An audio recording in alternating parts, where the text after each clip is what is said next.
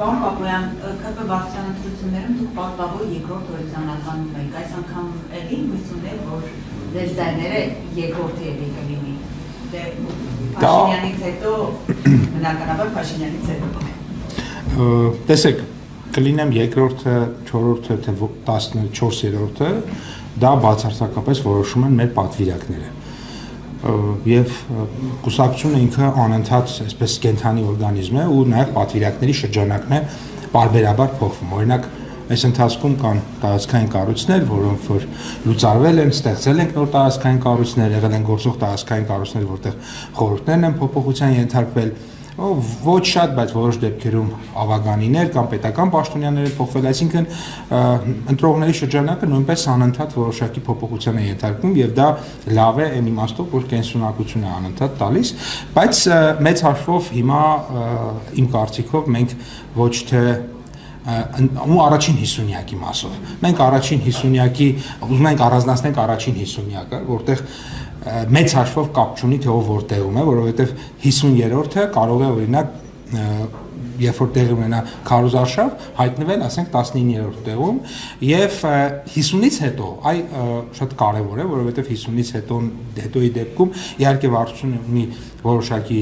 իրավասություններ, սահմանափակ փոփոխություններ անելու, բայց հիմնականում հենց էլի մեր պատվիրակներն են որոշելու, ասենք 50-ը, 51-ը եւ մինչեւ ենթադրենք 258-ը կամ 270-ը ովքեր են լինելու։ Արդյոք այս ընտրությունները մի տեսակ ձևական չի, դեմոկրատիա խաղալու համար չի, պարոն Պապոյան, որովհետև ըստ էության, երբ որ հետևում ենք ձեր կուսակցության վարչության ընտրություններին, կուսակիցների հետ կապված, նույն Հայկ Սարգսյանի կամ այլ պատգամավորներ չընդգրկվեցին եւ օրինակ դուք հանրությանը չներկայացրեցիք հիմքերը։ Ինչ հիմքով այդ մարդիկ ձեր կուսակցությանը չընդգրկվեցին։ Ես կարծում եմ, որ այն գործընկերները, որոնք որ չեն հայտնվել, միայն այդ մարդիկ չեն, մոտավորապես ես որքան հիշում եմ, մինչև 100 հոգի տարբեր պատճառներով, տարբեր գործընկերներ ցուցակում չեն հայտնվել, այդ ընկերները մեր կուսակցության անդամներն են, նրանք շարունակում են մեր սիրելի կուսակցական գործընկերները մնալ եւ ես կարծում եմ, որ եթե որևէ անձի օրինակ պայմանական խորհրդարանի ցուցակում վարչությունը չի տեսել, դա չի նշանակում, որ որևէ այլտեղ չի կարող տեսնել եւ ես կարծում եմ, որ այս process-ը ինքը նորմալ է, մենք խորհրդարանի ցուցակ ենք ընդամենը կազմում, ընդամենը չի խորհրդարանական ցուցակ է, այսինքն այդ մարդը կարող է համայնքային կամ գործադիր իշխանությունում այլ տեղում շարունակել որևէ աշխատանքով զբաղվել, ինչ վերաբերվում է ձևական է թե ոչ, իմ կարծիքով ձևական կլիներ, եթե ցուցակը վարչությունն է օրինակ նստել եւ կազմել կամ վարչության նախագահը, տեսեք ինչ է տեղի ունեցել, վարչությունը իր լիազորությունը, այսինքն մենք մեր կանոնադրությամբ ունենք այդպիսի լիազորություն։ Մենք կարող ենք ցուցակը կազմել առաջին համարից մինչև ենթադրենք նույն 272-րդ համարը եւ բերել համաժողովում օրինակ ամբողջը հաստատել կամ առաջինը հաստատել, առաջին 30-յակը հաստատել, ինչպես մեր օրենսդրությամբ նախատեսված է եւ ինչպես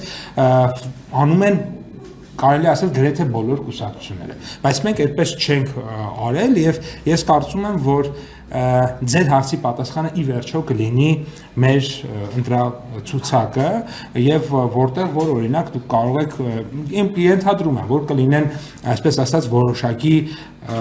անակնկալներ, չի կարող ընտրությունը չունենալ անակնկալ, այսինքն այլ պայմաններում ենթադրենք նույն վարչության պայմաններում այդ մարդը կարող է 50-յակում չհայտնվել, այ հիմա կհայտնվի կամ որոշ մարդիկ միգուցե դուք պատկերացնեիք, որ կլինեն 50-յակում, բայց հիմա չլինեն 50-յակում, որովհետև ընտրություն հենց այդպիսի բան է։ Ընտրության մեջ միշտ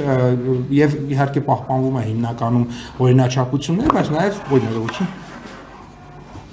բայց նաեւ երբեմն լինում են